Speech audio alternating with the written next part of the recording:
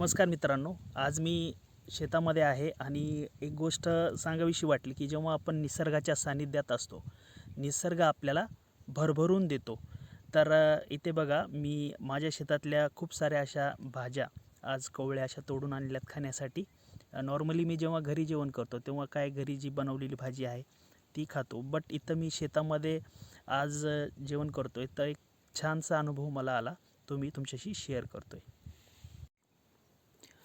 तर ही आहे आपल्या शेतातली मेथीची भाजी. ही आत्ताच मी कवळी अशी छानशी तोडून आणली आहे.